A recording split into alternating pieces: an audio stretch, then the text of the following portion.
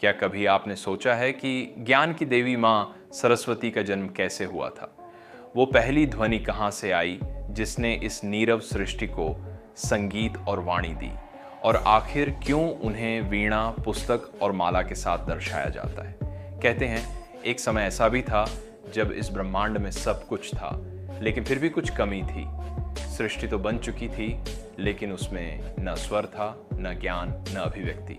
तभी एक दिव्य घटना घटी जिसने हमेशा के लिए इस संसार को बदल दिया। आज हम आपको सुनाने जा रहे हैं माँ सरस्वती की उत्पत्ति की वह रहस्यमयी और अद्भुत कथा जिसमें छिपा है ज्ञान, कला और जीवन का गहरा रहस्य। तो वीडियो को अंत तक जरूर देखिए, क्योंकि इस कहानी का हर भाग आपको एक नई सीख देगा और अंत में जो सत्य सामने आएगा वह शायद आपकी सोच ही बदल दे। चलिए शुरू करते हैं यह पौराणिक रहस्य।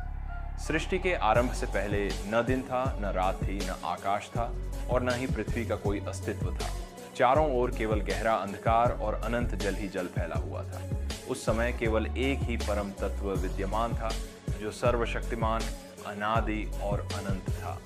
उसी परम शक्ति में सृष्टि रचने की इच्छा उत्पन्न हुई और उसी इच्छा से सृजन की प्रक्रिया का प्रारंभ हुआ। इस परम शक्ति से सबसे पहले ब्रह्मा जी प्रकट हुए, जिन्हें सृष्टि का रचयिता बनाया गया।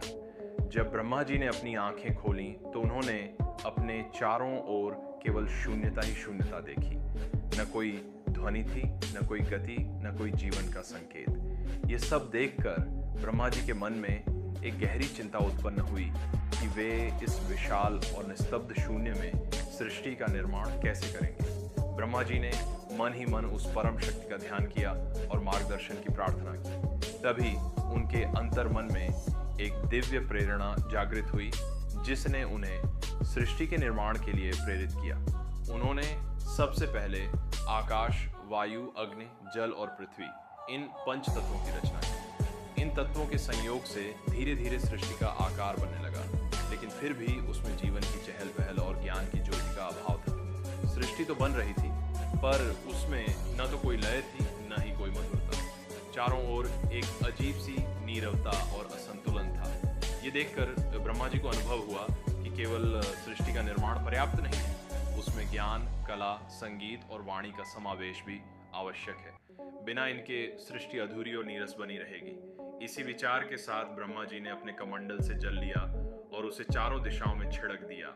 जैसे ही वह पवित्र जल पृथ्वी पर गिरा, एक अद्भुत कंपन उत्पन्न हुआ।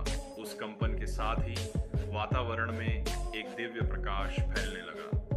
वह प्रकाश धीरे धीरे एक सुंदर और तेजस्वी स्त्री के रूप में परिवर्तित हो गया। वह देवी अत्यंत गौरवर्ण, चार भुजाओं वाली और अद्भुत आभा से युक्त थी। उनके एक हाथ में वीणा थी जिससे मधुर संगीत की ध्वनि निकल रही थी। दूसरे हाथ में पुस्तक थी जो ज्ञान का प्रतीक थी। तीसरे हाथ में माला थी जो साधना और ध्यान का संकेत देती थी और चौथा हाथ वर मुद्रा में था जिससे वे समस्त जीवों को आशीर्वाद दे रही थी। उनके प्रकट होते ही सृष्टि की नीरवता टूट गई। चारों ओर मधुर स्वर गूंजने लगे, वायु में लय और ताल का संचार होने लगा और सृष्टि में एक नया जीवन प्रवाहित हो गया। ब्रह्मा जी ने उस दिव्य स्वरूप को देखा तो वे अत्यंत प्रसन्न हुए। उन्होंने समझ लिया कि यही वह शक्ति है जो सृष्टि को पूर्णता प्रदान करेगी। ब्रह्मा जी ने फोल्डेड हैंड्स के साथ उस देवी का स्वागत किया और उनसे सृष्टि में ज्ञान और वाणी का संचार करने की प्रार्थना की। देवी ने मुस्कुराते हुए उनकी प्रार्थना स्वीकार की और अपनी वीणा के मधुर स्वर से समस्त ब्रह्मांड को आलोकित कर दिया। यहीं से देवी सरस्वती का प्राकट्य हुआ, जो ज्ञान, वाणी, संगीत और कला की अधिष्ठात्री देवी मानी जाती हैं। उनके आगमन से सृष्टि में चेतना, संतुलन और सौंदर्य का संचार हुआ और ब्रह्मा जी का सृजन कार्य सार्थक हो सका। देवी सरस्वती के प्रकट होते ही सृष्टि में जो परिवर्तन आया वह अद्भुत और अलौकिक था। पहले जहां केवल नीरवता और शून्यता का अनुभव होता था, वहीं अब चारों ओर मधुर ध्वनियां गूंजने लगीं। वीणा के तारों से निकलने वाला संगीत जैसे संपूर्ण ब्रह्मांड की आत्मा को स्पर्श कर रहा था। वायु में लय थी, जल में तरंगों की मधुरता थी, अग्नि में तेज के साथ सौंदर्य था और पृथ्वी में स्थिरता के साथ जीवन की ऊर्जा प्रवाहित होने लगी।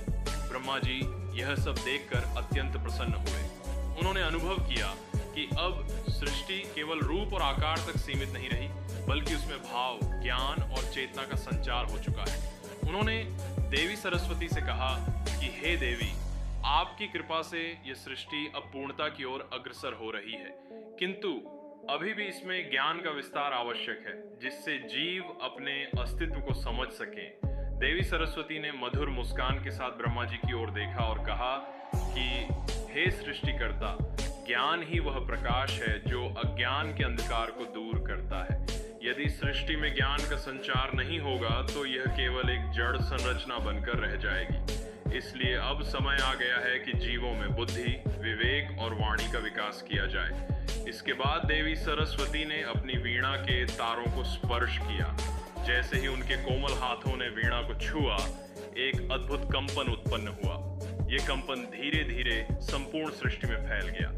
उस कंपन के प्रभाव से जीवों में चेतना जागृत होने लगी। पेड़ पौधे, पशु पक्षी और मनुष्य सभी में जीवन की अनुभूति गहरी होने लगी।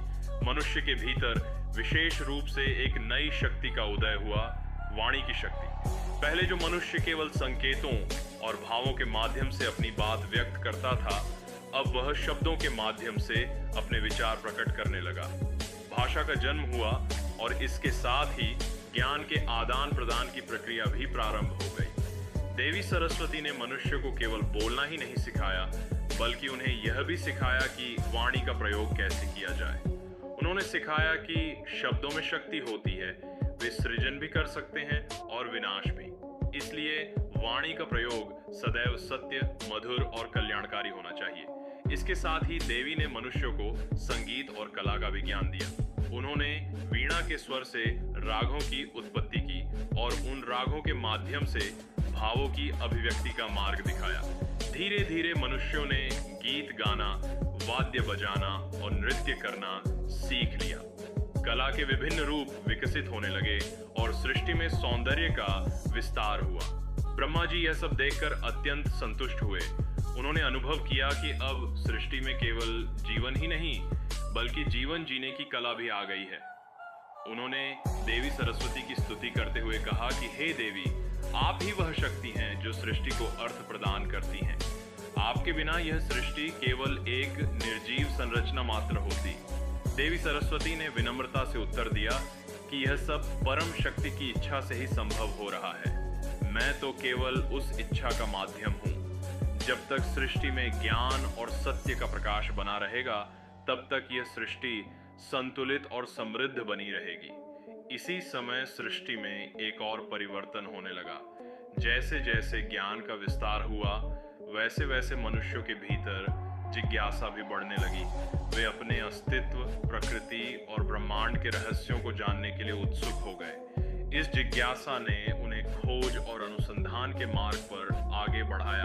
देवी सरस्वती ने इस जिज्ञासा को प्रोत्साहित किया और मनुष्य को शिक्षा का महत्व समझाया। उन्होंने गुरुकुलों की स्थापना की प्रेरणा दी, जहां विद्यार्थी ज्ञान प्राप्त कर सके। आर्षि मुनियों ने वेदों और शास्त्रों की रचना प्रारंभ की और ज्ञान को पीढ़ी दर पीढ़ी आगे बढ़ाया जाने लगा। धीरे धीरे सृष्टि में एक व्यवस्थित समाज का निर्माण होने लगा। लोग एक दूसरे से सीखने लगे, अपने अनुभव साझा करने लगे और मिलकर विकास की ओर बढ़ने लगे। यह सब देवी सरस्वती की कृपा का ही परिणाम था। लेकिन जहां ज्ञान का प्रकाश होता है, वहां अज्ञान का अंधकार भी चुनौती बनकर उपस्थित होता है। जैसे जैसे मनुष्यों में ज्ञान बढ़ा, वैसे वैसे कुछ में अहंकार भी उत्पन्न होने लगा। कुछ लोग अपने ज्ञान पर गर्व करने लगे और उसे दूसरों से श्रेष्ठ मानने लगे। देवी सरस्वती यह सब देख रही थी। उन्हें यह चिंता होने लगी कि यदि ज्ञान के साथ विनम्रता और सद्बुद्धि का संतुलन नहीं बना, तो यह ज्ञान ही विनाश का कारण बन सकता है। इसलिए उन्होंने यह निश्चय किया कि अब समय आ गया है कि वे मनुष्य को केवल ज्ञान ही नहीं, बल्कि उसके सही उपयोग का भी मार्ग दिखाएं। इसी विचार के साथ देवी सरस्वती ने एक नई लीला की योजना बनाई, जिसके माध्यम से वे मनुष्य को यह सिखाएंगी कि सच्चा ज्ञान वही है जो अहंकार को नहीं, बल्कि विनम्रता को जन्म दे।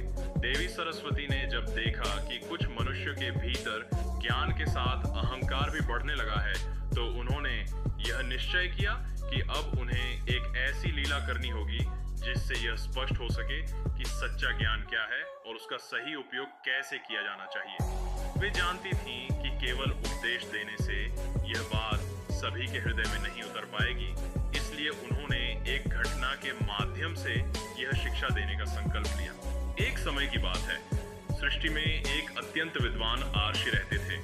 उन्होंने वेदों, शास्त्रों और अनेक विद्याओं का गहन अध्ययन किया था। उनके ज्ञान की ख्याति दूर दूर तक फैल चुकी थी।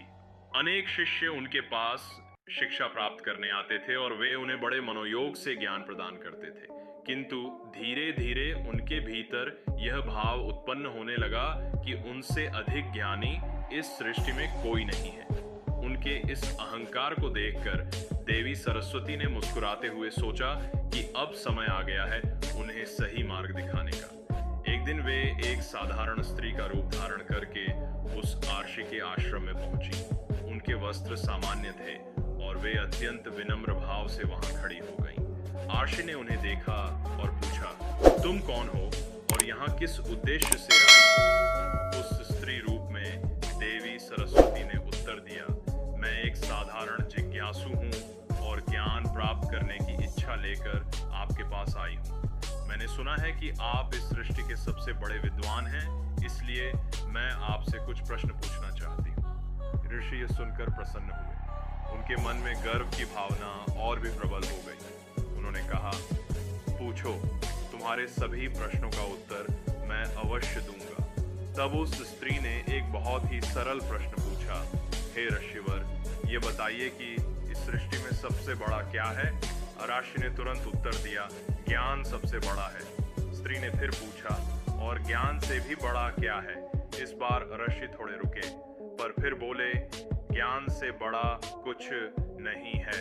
स्त्री ने मुस्कुराते हुए फिर प्रश्न किया, यदि ज्ञान सबसे बड़ा है तो क्या वह व्यक्ति जो अपने ज्ञान पर गर्व करता है वास्तव में ज्ञानी कहलाने योग्य है? ये प्रश्न सुनकर आर्षि कुछ क्षण के लिए मौन हो गए। उन्होंने इस प्रकार के प्रश्न की अपेक्षा नहीं की थी। उन्होंने उत्तर देने का प्रयास किया, लेकिन उनके शब्दों में वह आत्मविश्वास नहीं था जो पहले था। उन्होंने कहा, जो ज्ञानी होता है उसे अपने ज्ञान पर गर्व होना स्वाभाविक है। तब स्त्री ने धीरे से कहा, यदि गर्व ही ज्ञान का परिणाम है तो क्या वह ज्ञान अज्ञान से भिन्न है? क्योंकि अज्ञान भी व्यक्ति को भ्रम में डालता है और गर्व भी उसे सत्य से दूर कर देता है। यह सुनकर आर्षि के मन में हलचल उत्पन्न हुई। उन्हें लगा जैसे कोई उनकी अंतरात्मा को झकझोर रहा हो। उन्होंने पहली बार अपने भीतर झांकने का प्रयास किया। स्त्री ने आगे कहा, सच्चा ज्ञान वह है जो व्यक्ति को विनम्र बनाता है, जो उसे दूसरों के प्रति सहानुभूति और सम्मान सिखाता है। यदि ज्ञान से अहंकार उत्पन्न हो तो वह ज्ञान नहीं, केवल जानकारी मात्र है। अब आर्षि के मन का अहंकार धीरे धीरे टूटने लगा। उन्होंने समझ लिया कि वे अब तक जिस बात पर गर्व कर रहे थे वह अधूरी थी। वे उस स्त्री के चरणों में झुक गए और बोले, हे देवी, आप कोई साधारण स्त्री नहीं हैं। कृपया अपना वास्तविक स्वरूप प्रकट करें और मुझे क्षमा करें। तभी वह स्त्री रूप धीरे धीरे दिव्य प्रकाश में परिवर्तित होने लगा। चारों ओर उज्जवल आभा फैल गई और उसी प्रकाश के मध्य देवी सरस्वती अपने वास्तविक रूप में प्रकट हुई। उनकी वीणा से मधुर ध्वनि निकल रही थी और उनके मुख पर करुणा और शांति का भाव था। आर्षि यह दिव्य रूप देखकर स्तब्ध रह गए। उन्होंने तुरंत उनके चरणों में गिरकर क्षमा याचना की। देवी सरस्वती ने उन्हें उठाया और स्नेहपूर्वक कहा, हे ऋषिवर, तुम्हारा ज्ञान अत्यंत मूल्यवान है, किंतु उसे पूर्णता तभी मिलेगी जब उसमें विनम्रता और करुणा का समावेश होगा। ऋषि ने सिर झुकाकर कहा, हे माता, अब मैं समझ गया हूँ कि सच्चा ज्ञान क्या होता है। मैं वचन देता हूँ कि अब मैं अपने ज्ञान का उपयोग केवल लोक कल्याण के लिए करूँगा और कभी भी अहंकार को अपने ऊपर हावी नहीं होने दूंगा। देवी सरस्वती ने उन्हें आशीर्वाद दिया और कहा कि जो व्यक्ति सच्चे हृदय से ज्ञान की साधना करता है और उसे सही मार्ग पर उपयोग करता है, वही वास्तव में ज्ञानी कहलाने योग्य होता है। इस घटना के बाद उस आर्ष का व्यवहार पूर्ण रूप से बदल गया। वे और भी अधिक विनम्र और करुणामय हो गए। उनके शिष्य भी इस परिवर्तन को देखकर प्रेरित हुए और उन्होंने भी ज्ञान के साथ साथ सद्गुणों को अपनाना शुरू किया। धीरे धीरे यह संदेश पूरे समाज में फैल गया कि ज्ञान का वास्तविक उद्देश्य केवल स्वयं को श्रेष्ठ सिद्ध करना नहीं, बल्कि दूसरों का मार्गदर्शन करना और समाज का कल्याण करना है। देवी सरस्वती अपनी इस लीला से संतुष्ट हुई। उन्होंने देखा कि अब सृष्टि में ज्ञान के साथ साथ विनम्रता और संतुलन भी स्थापित हो रहा है। यह वही स्थिति थी जिसकी उन्होंने कल्पना की थी। लेकिन सृष्टि की यात्रा अभी समाप्त नहीं हुई। आगे भी अनेक परीक्षाएं और चुनौतियां आने वाली थीं, जिनके माध्यम से ज्ञान और अज्ञान के बीच का अंतर और भी स्पष्ट होने वाला था। देवी सरस्वती की उस लीला के बाद सृष्टि में ज्ञान और विनम्रता का संतुलन स्थापित होने लगा था, किंतु समय के साथ जैसे जैसे मानव समाज का विस्तार हुआ, वैसे वैसे नई चुनौतियां भी सामने आने लगी। मनुष्य ने ज्ञान के बल पर अनेक विद्याओं में प्रगति की। उन्होंने लेखन सीखा, गणना की विधियां विकसित की, संगीत के नए राग बनाए और कला के अनगिनत रूपों को जन्म दिया। परंतु इसी के साथ कुछ लोगों ने ज्ञान का उपयोग स्वार्थ और नियंत्रण के लिए भी करना शुरू कर दिया। कुछ विद्वान ऐसे भी उत्पन्न हुए जो अपने ज्ञान का प्रयोग दूसरों को दबाने और अपने प्रभाव को बढ़ाने के लिए करने लगे। वे अपने शिष्यों को पूर्ण सत्य नहीं बताते थे, बल्कि उन्हें सीमित ज्ञान देकर अपने अधीन बनाए रखते थे। इससे समाज में असंतुलन उत्पन्न होने लगा। जहां एक ओर कुछ लोग अत्यंत ज्ञानी बनते जा रहे थे, वहीं दूसरी ओर कई लोग अज्ञान में ही पड़े रह गए। देवी सरस्वती ये सब देख रही थी। उन्होंने अनुभव किया कि यदि ज्ञान को कुछ सीमित लोगों तक ही बांध दिया गया तो सृष्टि का संतुलन फिर से बिगड़ सकता है। ज्ञान का उद्देश्य सबका कल्याण करना है, न कि किसी एक का प्रभुत्व स्थापित करना। इसलिए उन्होंने एक नई योजना बनाई जिससे ज्ञान को मुक्त और सुलभ बनाया जा सके। उन्होंने इस बार किसी एक व्यक्ति को नहीं, बल्कि कई स्थानों पर एक साथ प्रेरणा देने का निर्णय लिया। वे अदृश्य रूप में विभिन्न आश्रमों, गुरुकुलों और विद्या के केंद्रों में पहुंची और वहां के सच्चे साधकों के हृदय में एक नई भावना जागृत की, ज्ञान को बांटने की भावना। धीरे धीरे कुछ आर्य और आचार्य ऐसे उभर कर सामने आए जिन्होंने यह निश्चय किया कि वे अपने ज्ञान को केवल अपने तक सीमित नहीं रखेंगे, वे इसे सबके साथ साझा करेंगे ताकि हर व्यक्ति अपने जीवन को बेहतर बना सके। उन्होंने खुले रूप से शिक्षा देना प्रारंभ किया और अपने शिष्यों को भी यही सिखाया कि ज्ञान को छिपाना नहीं बल्कि बांटना चाहिए। इसी समय देवी सरस्वती ने मनुष्य के भीतर लेखन की शक्ति को और प्रबल किया। उन्होंने उन्हें अक्षरों का महत्व समझाया और भाषा को एक स्थायी रूप देने की प्रेरणा दी। इससे पहले तक ज्ञान मुख्यतः श्रुति और स्मृति के माध्यम से चलता था, लेकिन अब उसे लिखित रूप में सुरक्षित किया जाने लगा। वेदों, उपनिषदों, शास्त्रों और अनेक ग्रंथों की रचना इसी प्रेरणा का परिणाम थी। ये केवल शब्दों का संग्रह नहीं था, बल्कि पीढ़ियों के अनुभव, ज्ञान और समझ का संचित रूप था। इससे ज्ञान को संरक्षित करना और उसे आगे पहुंचाना आसान हो गया। लेकिन हर परिवर्तन के साथ एक परीक्षा भी आती है। जैसे जैसे ज्ञान का विस्तार हुआ, वैसे वैसे कुछ लोग उसे गलत तरीके से समझने और प्रस्तुत करने लगे। उन्होंने ग्रंथों की व्याख्या अपने स्वार्थ के अनुसार करनी शुरू कर दी। इससे समाज में भ्रम और मतभेद उत्पन्न होने लगे। देवी सरस्वती ने यह देखा और उन्हें चिंता हुई कि कहीं यह भ्रम लोगों को सत्य से दूर न कर दे। उन्होंने निश्चय किया कि अब उन्हें लोगों को केवल ज्ञान देना ही नहीं, बल्कि उसे सही रूप में समझने की बुद्धि भी प्रदान करनी होगी। इस उद्देश्य से उन्होंने कुछ विशेष आत्माओं को चुना जो सत्य के मार्ग पर अडिग रह सकें। ये वे लोग थे जिनका हृदय शुद्ध था और जिनमें सत्य को स्वीकार करने का साहस था। देवी ने उन्हें गहरी अंतर्दृष्टि और विवेक प्रदान किया, जिससे वे सही और गलत के बीच अंतर कर सकें। इन महापुरुषों ने समाज में भ्रम को दूर करने का कार्य किया। उन्होंने लोगों को सिखाया कि किसी भी ज्ञान को आंख मूंद कर स्वीकार नहीं करना चाहिए, बल्कि उसे समझना, परखना और अनुभव करना आवश्यक है। उन्होंने यह भी बताया कि सच्चा ज्ञान वही है जो जीवन में शांति, संतुलन और करुणा लाए। धीरे धीरे समाज में एक नई जागरूकता फैलने लगी। लोग अब केवल ज्ञान प्राप्त करने पर ही ध्यान नहीं देते थे, बल्कि उसे समझने और सही रूप में अपनाने का प्रयास भी करने लगे। इससे सृष्टि में एक बार फिर संतुलन स्थापित होने लगा। देवी सरस्वती यह देखकर संतुष्ट हुई कि उनका प्रयास सफल हो रहा है। उन्होंने अनुभव किया कि अब सृष्टि उस दिशा में आगे बढ़ रही है जहां ज्ञान केवल शक्ति नहीं बल्कि जिम्मेदारी भी बन रहा है। इसी दौरान एक और महत्वपूर्ण परिवर्तन हुआ। मनुष्य ने प्रकृति के साथ अपने संबंध को समझना शुरू किया। उन्होंने यह जाना कि सच्चा ज्ञान केवल पुस्तकों में ही नहीं बल्कि प्रकृति के हर कण में छिपा हुआ है।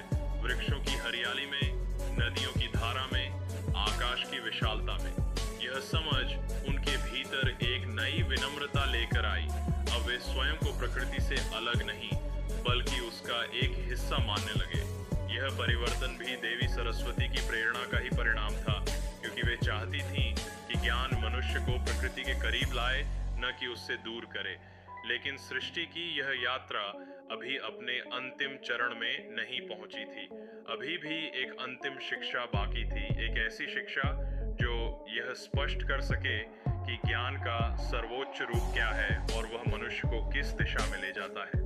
देवी सरस्वती जानती थीं कि यह अंतिम चरण सबसे महत्वपूर्ण होगा, क्योंकि यही तय करेगा कि सृष्टि में ज्ञान का भविष्य क्या होगा। इसलिए उन्होंने एक अंतिम लीला की तैयारी शुरू की, जो अब तक की सभी लीलाओं से अधिक गहरी और प्रभावशाली होने वाली थी। देवी सरस्वती ने जब यह देखा कि सृष्टि में ज्ञान का विस्तार तो हो चुका है और लोग धीरे धीरे उसके सही अर्थ को भी समझने लगे हैं, तब उन्होंने यह अनुभव किया कि अब समय आ गया है अंतिम और सबसे महत्वपूर्ण शिक्षा देने का। यह शिक्षा केवल शब्दों या ग्रंथों के माध्यम से नहीं दी जा सकती थी, बल्कि इसके लिए मनुष्य के हृदय को स्पर्श करना आवश्यक था। उन्होंने निश्चय किया कि इस बार वे किसी एक स्थान या एक व्यक्ति तक सीमित नहीं रहेंगी, बल्कि संपूर्ण सृष्टि के प्रत्येक प्राणी के भीतर एक सूक्ष्म रूप में प्रवेश करेंगी। वे अदृश्य रूप में प्रत्येक हृदय में स्थित हो गईं, ताकि हर व्यक्ति स्वयं के भीतर ज्ञान के वास्तविक स्वरूप को अनुभव कर सके। धीरे धीरे लोगों के भीतर एक नई अनुभूति जागृत होने लगी। वे बाहरी ज्ञान के साथ साथ अपने भीतर झांकने लगे। उन्हें यह महसूस होने लगा कि सच्चा ज्ञान केवल पुस्तकों, शब्दों या तर्कों में सीमित नहीं है, बल्कि वह आत्मा की गहराइयों में भी विद्यमान है। एक समय की बात है, एक साधारण युवक था जो ज्ञान की खोज में भटक रहा था। उसने अनेक गुरुओं से शिक्षा प्राप्त की, अनेक ग्रंथों का अध्ययन किया, लेकिन फिर भी उसके मन को शांति नहीं मिल रही थी। वह जितना अधिक सीखता उतना ही अधिक उलझता जाता। एक दिन वह थककर एक नदी के किनारे बैठ गया। उसने अपने जीवन के सारे प्रयासों को याद किया और सोचने लगा कि आखिर वह क्या खोज रहा है। उसी समय उसके भीतर एक मधुर और शांत स्वर गूंजा। वह स्वर किसी बाहरी व्यक्ति का नहीं था, बल्कि उसके अपने अंतर्मन से आ रहा था। उस स्वर ने कहा, जिस ज्ञान को तुम बाहर खोज रहे हो वह तुम्हारे भीतर ही विद्यमान है। बाहरी ज्ञान केवल मार्ग दिखाता है, लेकिन सच्चा ज्ञान तब प्राप्त होता है जब तुम स्वयं को समझते हो। युवक ने अपनी आंखें बंद की और उस स्वर को ध्यान से सुनने लगा। धीरे धीरे उसका मन शांत होने लगा। उसके भीतर की सारी उलझनें जैसे मिटने लगी। उसे पहली बार यह अनुभव हुआ कि ज्ञान का अर्थ केवल जानकारी एकत्र करना नहीं, बल्कि स्वयं के अस्तित्व को समझना है। यह वही अंतिम शिक्षा थी जो देवी सरस्वती संपूर्ण सृष्टि को देना चाहती थी। उन्होंने ये स्पष्ट कर दिया कि ज्ञान का सर्वोच्च रूप आत्मज्ञान है, वह ज्ञान जो व्यक्ति को अपने वास्तविक स्वरूप से परिचित कराता है। जैसे जैसे यह समझ लोगों में फैलने लगी, सृष्टि में एक गहरा परिवर्तन आने लगा। अब लोग केवल बाहरी उपलब्धियों पर ध्यान नहीं देते थे, बल्कि अपने भीतर की शांति और संतुलन को भी महत्व देने लगे। उन्होंने यह समझ लिया कि सच्चा विकास वही है जिसमें बाहरी और आंतरिक दोनों प्रकार का ज्ञान संतुलित हो। ब्रह्मा जी ने भी यह परिवर्तन देखा और अत्यंत प्रसन्न हुए। उन्होंने देवी सरस्वती से कहा, हे देवी, आपने सृष्टि को पूर्णता प्रदान कर दी है। आपने न केवल ज्ञान का संचार किया बल्कि उसके सही अर्थ और उद्देश्य को भी स्पष्ट किया।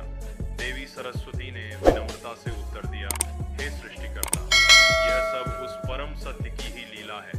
ज्ञान एक प्रवाह की तरह है, यह निरंतर चलता रहता है। जब तक सृष्टि है तब तक ज्ञान की यह यात्रा भी चलती रहेगी। उन्होंने आगे कहा, मनुष्य को सदैव यह स्मरण रखना चाहिए कि ज्ञान का उद्देश्य केवल स्वयं को ऊंचा उठाना नहीं बल्कि समस्त सृष्टि के कल्याण में योगदान देना है। जब ज्ञान के साथ करुणा, विनम्रता और सत्य का समावेश होता है तभी वह पूर्ण बनता है। इसके बाद देवी सरस्वती ने धीरे धीरे अपने दिव्य स्वरूप को सूक्ष्म रूप में परिवर्तित कर लिया और पुनः संपूर्ण सृष्टि में व्याप्त हो गई। अब वे केवल एक रूप में नहीं बल्कि हर उस स्थान पर विद्यमान थी जहां ज्ञान, संगीत, कला और वाणी का आदर किया जाता